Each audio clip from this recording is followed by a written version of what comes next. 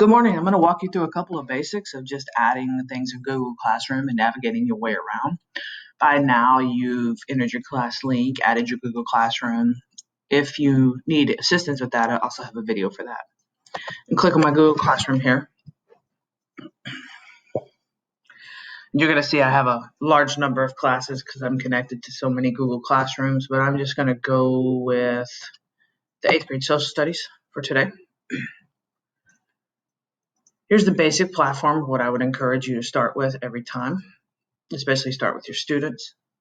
Here is, sorry about that. Here's your class code for your students if you need that. You can copy and paste that and send that in an email.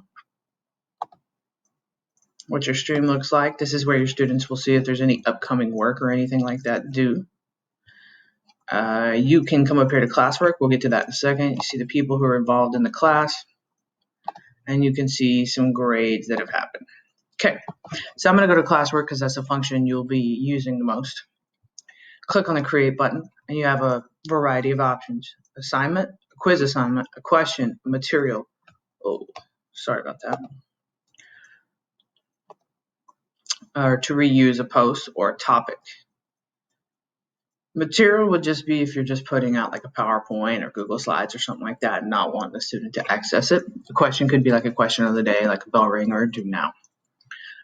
You're going to want to assign things by topic to keep it filtered. So for example, I would do, if I was starting off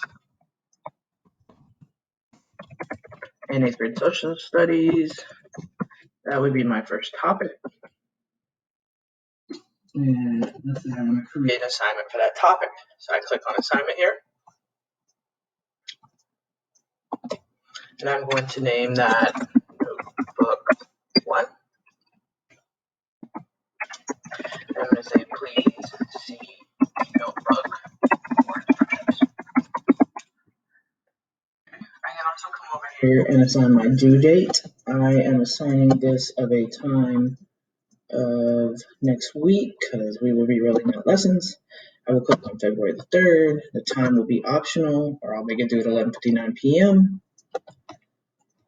I can also add my rubric here. And I'm going to hit add. Now, do I want to add something from my drive, a link from the internet, a file because it's not a Google Doc?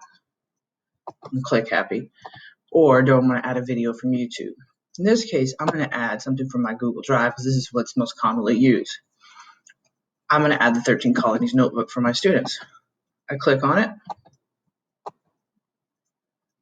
I'm not sure why it's not clicking. Maybe it just clicked. Okay, it was clicked. I'm sorry. Now, here's where most people go wrong. Right here. If you just put students can view file, they can only look at it. They cannot type in it. If you put students can edit file, then they can edit your entire file and delete everything and everyone has access at the same point. You do not want to do that. So what you want to do is make a copy for each student. Now each student will have their own individual copy of the notebook that they can work in. Once you got everything added, and if you notice over here, if you want to differentiate, you can come over here, and I do not want this student to get it, so I unclicked it, and I'll come over here to assign.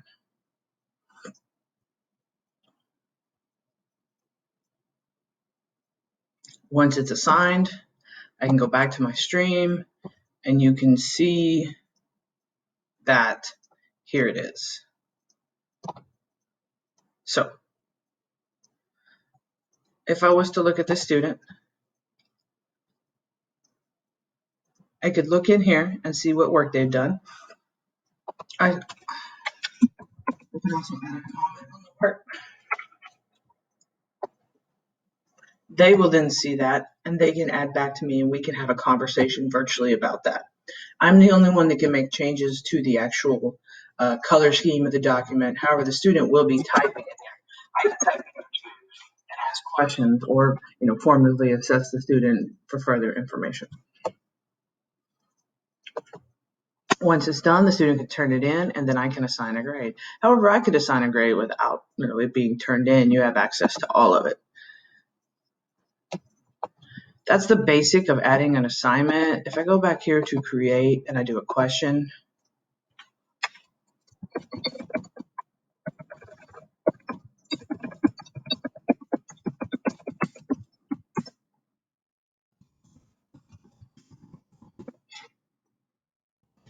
see I have the ability to do a short answer or multiple choice. I'm going to do multiple choice in this question. In this case, I'm going to hit add. I'm sorry. I don't need to add anything. I apologize. I'm going to hit ask. If you come over here to the taskbar too, you can see schedule.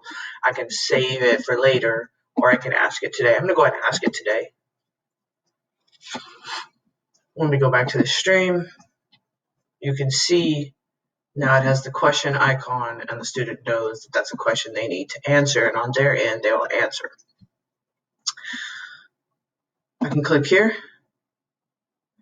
and if I wanted to copy it, or what if this question has been answered and I want this notebook to be the first thing I say, I put move to top right here.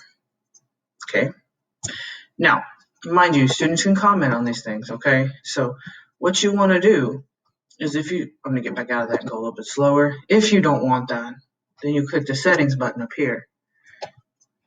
There's my code. You see the stream right here. Students can post and comment. Students can only comment, or teacher can only post and comment based on what you want, okay? You can set up your grading categories and everything. This was a very quick, brief overview of how to add stuff in Google Classroom. Let me do one more just for you. Create, and let's say I want to do an assignment and I want to do it from a file I have. Okay, select the file from my device. And I wanted to do, let's say I have a PDF I want them to work on. And I upload it. Okay. Test PDF is what I'm going to name it. And I click assign. Okay.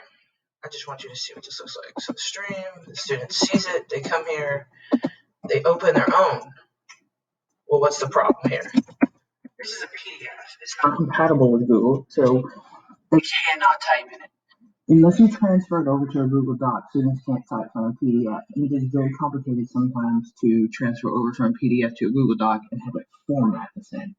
So just keep that in mind, that it's best to work with Google Docs and Google format. However, you could push out notes this way and it would be great, right? So I just wanted to run you through that real quick.